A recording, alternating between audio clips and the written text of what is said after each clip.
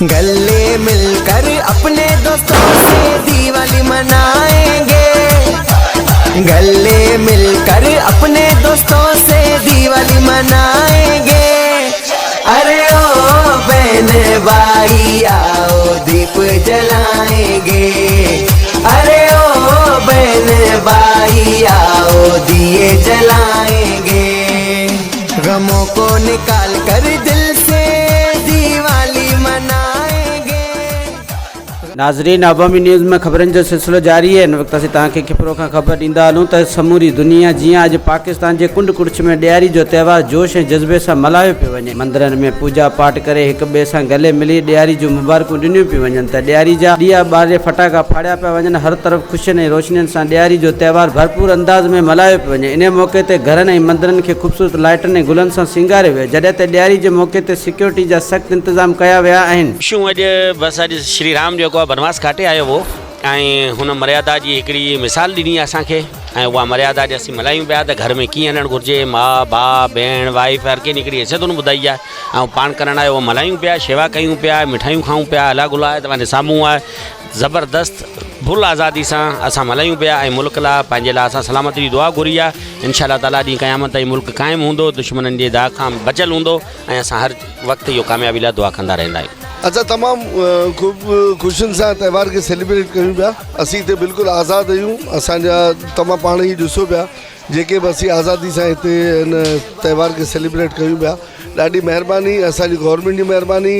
पाकिस्तान ज़िंदाबाद ऐं हमेशह पाकिस्तान जे हक़ में असीं दुआ कंदासीं त पाकिस्तान असांजो सिंध सूबो हमेशह क़ाइमु ऐं दाइमु रहे, आज़ादु रहे। ॾींहं त असां लक्ष्मी माता जी पूजा कई आहे, उन खां पोइ असां हिते फटाका ॿारिया आहिनि ऐं पोइ असांजे घर में ख़र्चियूं मिलियूं आहिनि। ख़र्ची मिली पोइ असां मन दोस्तनि सां घुमणु वेंदा आहियूं, खाईंदा आहियूं, पीअंदा आहियूं। टे ॾींहं पूरो मज़ो हूंदो आहे ॾियारी जो। ऐं असां इहो त चयूं माना ॾियारी जे हवाले सां असां मुल्क जी ख़ुशहाली लाइ बि दुआ कयूं था। असां फटाका ॿारिया आहिनि, ॾाढो मज़ो लॻो पियो आहे। तमामु बहितरीनु एंजॉय करे रहिया आहियूं, तमामु बहितरीनु एंजॉय करे रहिया आहियूं, तमामु मज़ो लॻो पियो आहे। ॾियारी जो त्योहार असां तमामु वॾे धामधूम सां ॾाढी मोहबत सां मल्हायो आहे। असां पंहिंजी पूॼा में मुल्क जी ख़ुशामत लाइ हर लिहाज़ खां दुआ घुरी आहे त असांजो मुल्क सलामत रहे, आबाद रहे ऐं असां वटि पुरमन तमामु बहितरीनु नमूने सां ॾियारी मल्हायूं पिया। पंहिंजे परिवार सां गॾु तमामु सुठे नमूने सां मल्हाई आहे। ज़बरदस्त सेलिब्रेट करे पिया। असां पहिरीं शेवा कई आहे, उन खां पोइ पाकिस्तान लाइ दुआऊं घुरियूं आहिनि, कश्मीर ॿाहिरि लाइ दुआऊं घुरियूं आहिनि ऐं कश्मीरनि खे माना इंसाफ़ मिलणु खपे ऐं मुल्क सुठी राह ते हलणु खपे ऐं इहे दुआऊं घुरियूं आहिनि। असां हाणे शेवा करे हाणे यारनि दोस्तनि खां मिलणु वञूं पिया, फटाका वटाका ॿारिया आहिनि।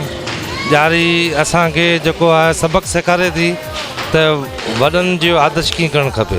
माता रानी जूं महिरबानियूं आहिनि। ॾियारी साल ब साल ईंदी आहे, असीं ॾाढी ख़ुशी सां मल्हाईंदा आहियूं, फटाका ॿारींदा आहियूं, मिठाइयूं खाईंदा आहियूं, ॿार ॾाढा ख़ुशि थींदा आहिनि।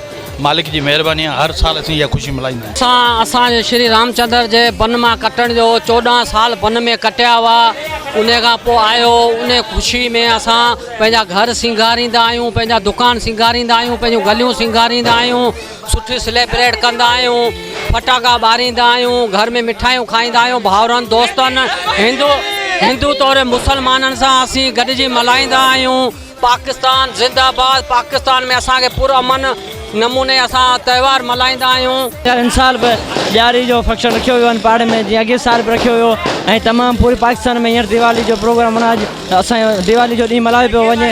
लक्ष्मी माता भली करे पाकिस्तान ज़िंदाबाद। असीं चऊं था पाकिस्तान सदाईं ख़ुशहाली अमन रहे, भाईचारे रहे, सभु गॾु हिकु थी पाण बदी जो इज़हार करूं। पाकिस्तान ज़िंदाबाद। वधीक ख़बरनि ऐं तफ़सील जे लाइ विज़िट कयो असांजी वेबसाइट awamiNewsHD.com ऐं ॾिसंदा रहो अवामी न्यूज़ HD।